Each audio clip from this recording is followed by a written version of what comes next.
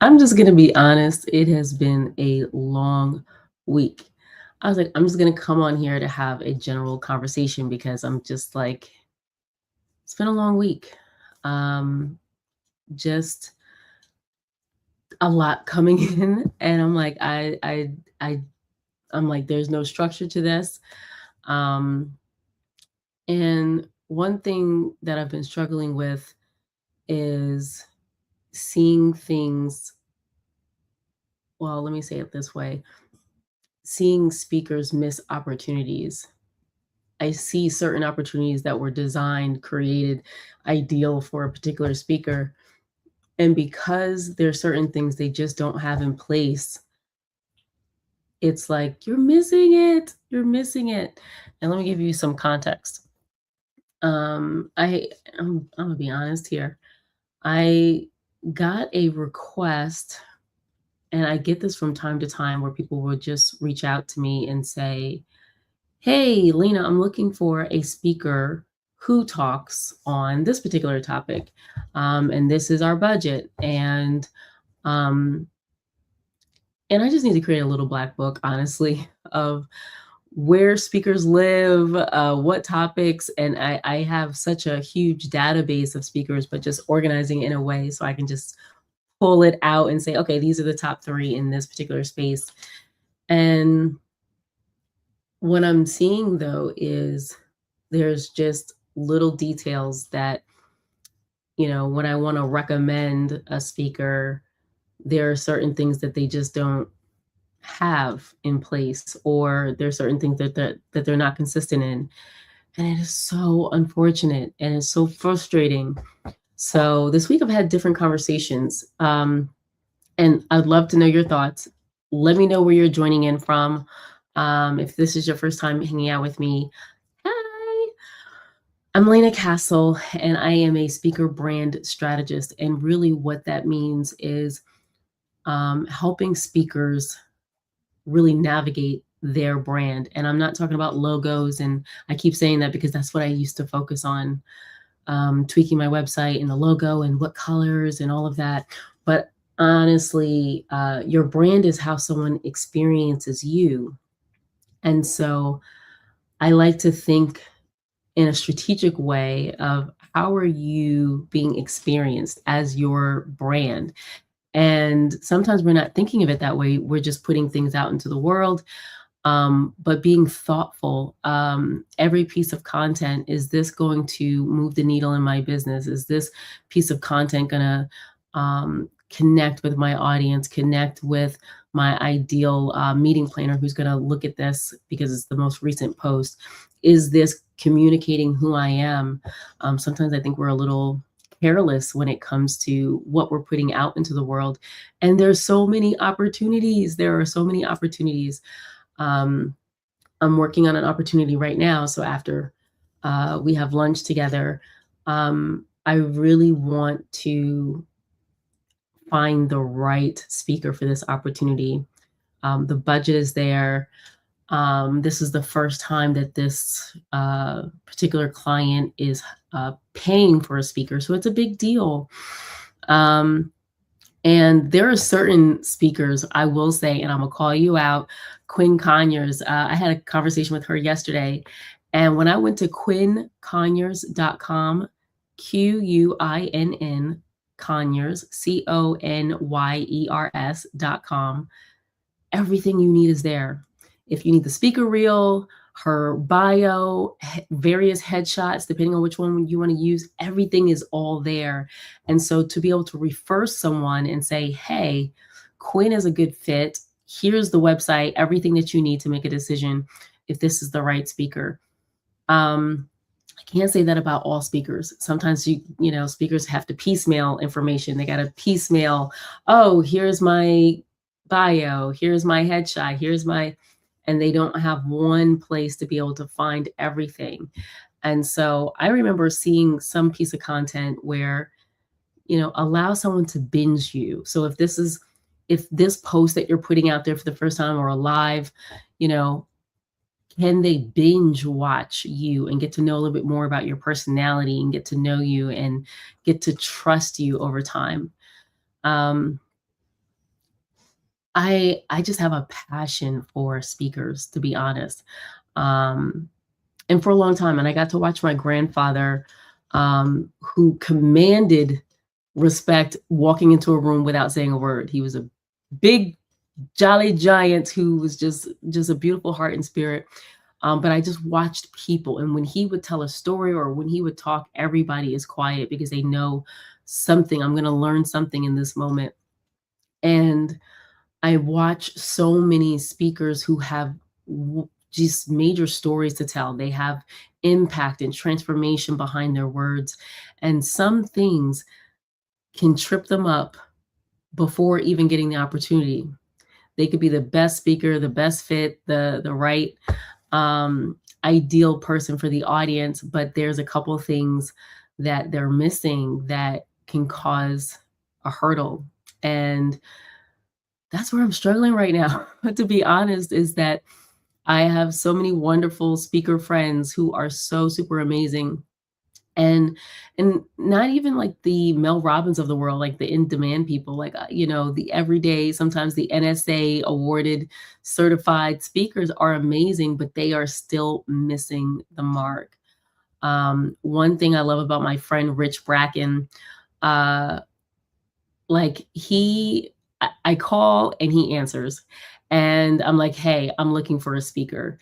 And he always is able to give me like, "Let me give you 5 to 7 people, you pick from there, and here's their budget." And he's been such a godsend. Um, and he's connected me with a couple of speakers that might fit this opportunity that I'm looking at. And I'm just like, this is just crazy. Like, when there's an opportunity and I wanna find the right person, and I'm looking at what they have available to publicly view, and I'm like, "This is not gonna work. This is not gonna work." I have to pass them over and move on to the next person. Um, because I do think we need to ask ourselves, what is the right opportunity that you're looking for? Thank you, Candace. Hope you enjoyed your time in Paris. That's my best friend, like, in real life. I have internet besties that I've never met in my life, but I love them too. I really Sometimes people have talent that are just undiscovered. They are just naturally gifted. They have a story that helps to the transformation for an audience, and they're just a hidden gem. Um, and then and then you're like, well, what kind of opportunities fit that person? Or somebody that's been doing it for many, many years. How do you know it's the right stage, the right opportunity? And that's what I had to do with this particular opportunity that fell into my lap. Um, One, I had to get on the call with the event organizer to find out what are the goals and objectives for this event. What is it that you're trying to do? What kind of speaker would help elevate this experience? And they gave it to me. And I have some speakers that are really good in these other spaces, but I'm like, like it's like, does it fit for this particular opportunity? This is the other thing. I think us as speakers, everybody wants to be the keynote. I'm not a keynote speaker. I'm good. Can I do it? Yes. Do I want to? Not my favorite lane. But knowing like what kind of speaking role really speaks to your personality, how people get to really know you. Some people are better to be on a panel or a fireside chat and having somebody give them questions and they can drop gems that way and it's pulled out of them. Some people are great at workshops and like, let me give you some digital or physical workbooks and like, let's get this work done. And then when you walk away, you're going to have something you can take back with you. And then, I mean, there's just so many different types of speakers, and it's so much easier to fit into a lane. So like I was mentioning, Quinn Conyers, her lane is the MC world. Like that is like her lane. Jenna Banks, that is her, her lane. Like that. I'm a corporate MC. Hey, Nisi, that's my cousin. Um, People having a specific lane. So I do MC, but I like to MC more intimate experiences. And Nisi is on. So a lot of times in Southampton, I'll MC for the Martin Luther King breakfast or a Juneteenth event for nonprofits or for more like a retreat, smaller gathering. I'll be emceeing later in the fall in Dallas, and it's more of an intimate group and conversation. Candace, you're so hilarious. I just saw your text message. So I say all of that to say, like, figure out what you want to be known for and drive that lane. Be known for that. I just know for me, uh, breakout sessions, emceeing is like more of my space. Can I keynote? Yes. Michael Pope Jr. Yes, and Michael Pope, he stays in his lane. Like, how do we win the day? And he's very clear on how he can articulate these are small incremental changes that you can take today to move the needle in your life. And I think that when you can rattle that off and see somebody as a speaker in their name and you know instantly what they're known for, like everybody who is seeking stages, if people don't know kind of, oh, I can, refer that person to you or that person, this is the relationship experience, right? If you look at any stages that you're interested in, a lot of times those are relationships that have been built. People are speaking on other people's stages because they've built those relationships and they nurtured them. And sometimes people like Michael J. Pope Jr., there are cold outreaches he can make. But the beauty about him and speaking full time is he's able to really build a connection pretty quickly. A lot of people, it may take more time, and it's like more of the long game versus let me hurry up and get on a stage. But are you researching, okay, if this is the stage I want to be on, how many years have they been doing this? What other speakers came in? Have I attended this experience myself and kind of saw what they could add as value to the stage, and just doing the homework and not just always relying on AI to do all of your homework, but you sitting down and saying, what not only are the right stages for me, but what's the right role at these particular events for me?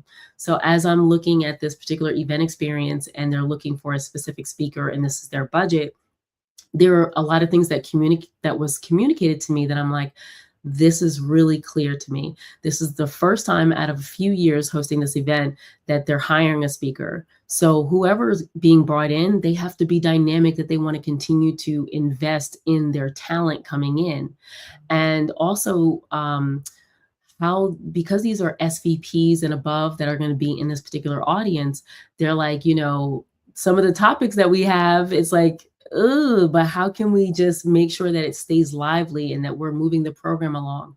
So you do need an MC that can come in and know when you have to speak a little bit longer because the speaker came late, or how to, just think on your toes, or that you've done the research on each speaker and their bio, but you're not reading their bio.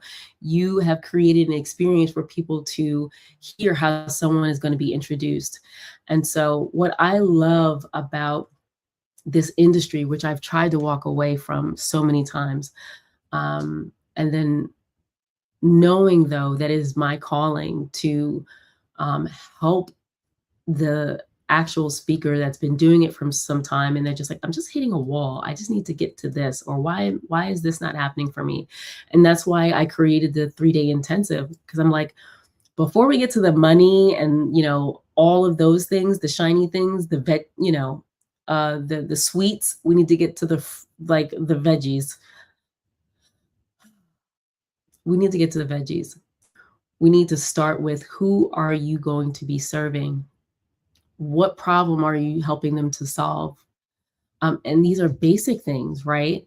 And then how does that translate into your messaging, either on social media, your nurture sequences in your emails? Like, how is that consistently communicated?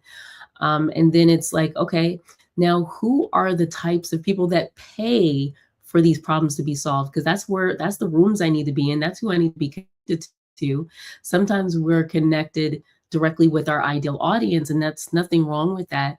But the people that are signing the checks for speakers are most likely hanging out in a different place. And if you're not clear on who's writing those checks, That's going to be something you want to take into consideration to do some research on.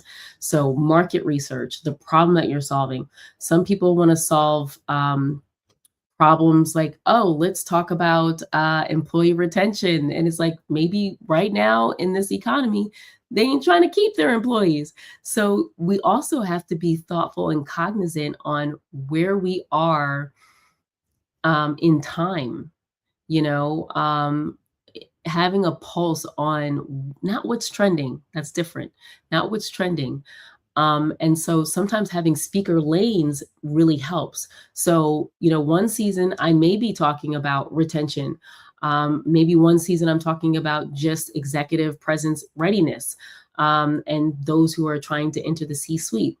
Maybe I'm just talking about team culture and engagement, but all of them are cohesive under my brand. But sometimes some meeting planners may say, you know what, this particular speaking lane with these signature talks and topics are really helpful for this particular audience. So you do need to give some looks. Yeah, some looks. Like I'm giving looks right now.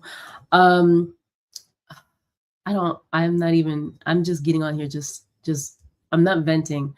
I'm just giving you just my thoughts. Um, oh, we don't spend too much time talking about becoming someone people feel confident hiring. Um, I need you to look at your profiles. I need you to look at the last like 10 posts you put out there. Does that build confidence or does that build confusion? Confidence or confusion when somebody looks and say, "Oh, I want to book this person," and everything that they say in their headline and bio, it's all about. Um, let's give an example. It's all about real estate investment, but everything they post is about love and beauty and lifestyle. It's so confusing. It's like, how are we building trust? Because again, every interaction becomes part of your reputation. Every time you interact, even if it's a casual one-on-one coffee chat, which I like to have on the weekends where I'm just connecting and having coffee chats, like every part of that, it's like show up every single time, even if it's a live, show up as your authentic self. And then I think sometimes we're always learning about we're always just trying to learn about how am I going to make an impact, right? How am I going to get on this stage and how am I versus what is it that these event organizers need? Assets, what do they need from me? Can they clearly book me? Is it very crystal clear on how they can take a next step or how they can inquire? I think that sometimes we think it looks so easy and sometimes we are complicating everything. Um, mm, all meeting planners, event organizers, all they want is the right talent that elevates their experience for their audience. That's what they're looking for. And if you make their life harder rather than easier, I don't know how long that relationship's going to last. Why not build the process now and standardize it that every time somebody is even remotely interested, this is the client journey and experience I want them to be on. And then you need to ask yourself, what are meeting planners and event planners? What are they looking for? They're not just looking for headshots and bios. They are looking for consistency. They are looking to see, can you speak on stage? They want to know that. But learning and knowing, how am I going to partner with this event organizer? How am I going to partner with them so that the goals that they have, I can make sure that my talk helps them to get closer to their goal and that it's not so about me, but it's about we. I like that. I talked to an AV professional. She is an architect. any videos, professional videos that you've seen of me, my business on my website, she's the one that has filmed it. And I'm thinking about creating, I might as well just tell y'all, I'm thinking about creating, um, I'm really thinking about creating a space where if you want to create your speaker reel and having some lifestyle shots, and doing all of that in a day, that that we create an ideal space for that, and it would be in Dallas. For some reason, New York and New Jersey, I love it here sometimes, but Dallas is like my second home, and so in October, we'll have a time where people can come in, do their talk on stage. We can capture those moments. You'll have your speaker reel, have some lifestyle shots, because a lot of people have headshots, but they don't have lifestyle shots. Um, and so even from the AV perspective, some people do not know how to communicate who they are, who they serve, and that's fine, because I like that the person who I'm bringing in, who's an AV engineer, she does all things like all the audio visual, but she's also an architect when it comes to messaging. So she's able to ask you a question that pulls out the response that's required to get on camera, that people are hearing, oh, that's what she does. That's how she serves. That's how she helps. And the other thing that's weighing heavy on me is my content itself is due this week for an event that I'm speaking at in November, which is the Admin Professional Conference in Nashville, Tennessee. And they were like, yeah, your kickoff call, that's my timer. They said, your kickoff call is like September 9th. And mind you, I speak, I think it's day one, I speak on September 14th. And I'm like, that is way too close. I have a whole bunch of questions. I need to know, how big is my room? What is the capacity amount of people that can be in there? I need to know if there's a confidence monitor. Can I see my time? Can I see my notes? I had like so many questions, and I wrote them all down, and I'm like, okay, these are the absolute things that I do need to know. And every speaker, you need to know, what is this that you need to know? Hey, Jonathan Jones. Oh my goodness, it's been so long since I've seen you. Yeah, oh my gosh. So I will be in Dallas. Let me look at this handy dandy calendar. So I'll be in Dallas on, I think it's the event that I'm speaking at is on the 17th. I'm thinking about doing this on a Monday on the 19th, where again, you can come in, get the video shot, because some people have a speaker reel and you may have one that's old and you need a refresh. So that is something that I think, because I'm like, what do speakers need? Maybe Michael, I'll get on a call with you, because I definitely want to know, what do speakers need, and how can I help them get those tools? And then I also am all about speed. How do they get the tools, get them quickly, and then implement it, and so that they have it in their tool belt. So but yeah, so right now, as I was creating my presentation for this event, one, I'm not all about like a whole bunch of words and slides and things like that, and sometimes I don't even need slides. But I had to start with why. What is my goal and objective at this event? What is it that I need the audience to walk away knowing? And there was just so many things that I had to do in regards to just some pre-work. And this is what we should do every time before an event. For this specific event, what is my goal? I know that there's going to be event organizers there. There's certain people that have certain chapters of organizations. So for me, it's like, okay, how can I maximize this opportunity to speak on more stages? Who do I need to be having lunch and dinner with? Breakfast, lunch, and dinner. There's a book, I think it's called Never Eat Alone. And it's all about, like, especially if you're out, sitting with people, having conversations with people. And I know I come off as an extrovert, and I am not. I am an ambivert. So I will extrovert myself on out there, but then after a while, I need to kind of like take some time to recoup, rejuvenate, and restore, and then I can get back out there, because I've been outside recently and I'm tired. But once you're coming up with the objectives, like, why am I going to be here? What do I want to be known for? What is it that I want the audience walking away saying, and knowing, and making it simple that they can take it and it's palatable and they could use it. And then I think about the audience. just the individual, the individuals of, okay, you have people that want to see numbers and metrics that back up what I'm saying. Some people want to see on screen. Some people want to hear things. Some people want to feel things. Odd, but not so odd.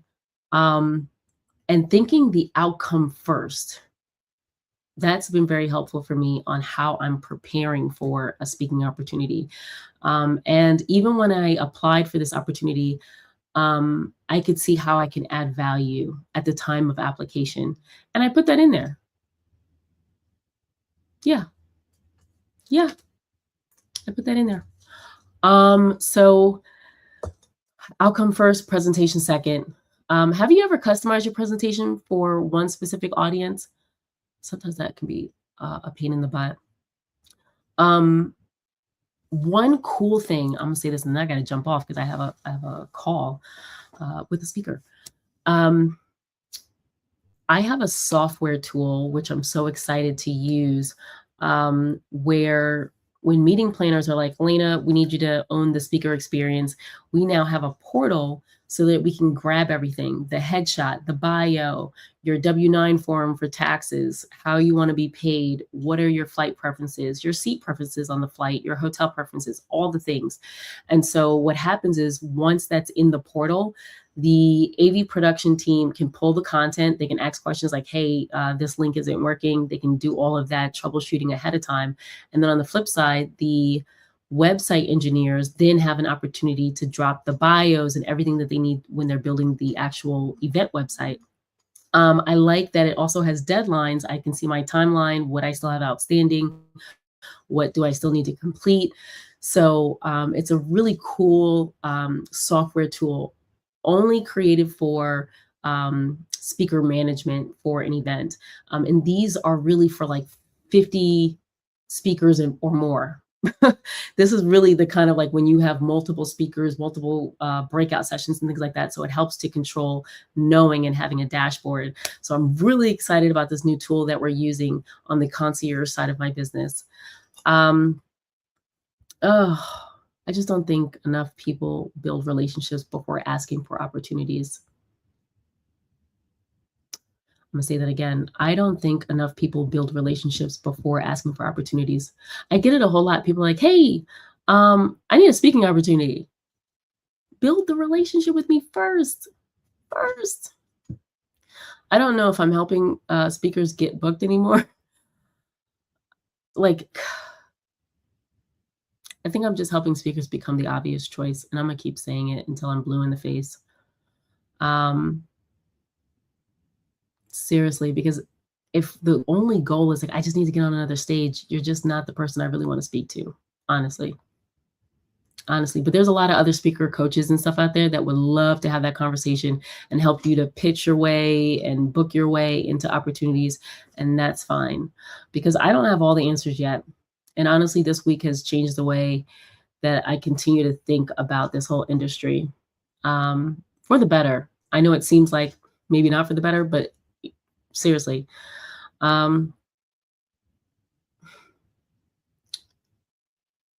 Yeah. I think the future belongs to speakers who are prepared, intentional, and genuine. Well, I'll say it like this. I think the future belongs to speakers who are prepared, intentional, and genuinely easy to work with. And I can rattle off a few names that I know who are easy to work with. Michael J. Pope Jr. is definitely easy to work with. I know that Delatoro McNeil is easy to work with. Quinn Conyers, Rich Bracken. Who is up there? There are so many others that I'm like, yeah, they're easy to work with. So I hope this was helpful. I'm glad you came to hang out to eat lunch. Let me know if this was helpful. Please continue to be in the chat if you are watching the replay. I think it's better to do off the cuff like this because I'm like, there's so much I have to give and so many things up here. So I'm going to keep sharing. And I really hope and pray that the rest of your week is amazing. And just remember that trust builds confidence in the people that really want to hire you. So just think about, how am I building trust? The next time you post, how is this building trust? All right. Take care.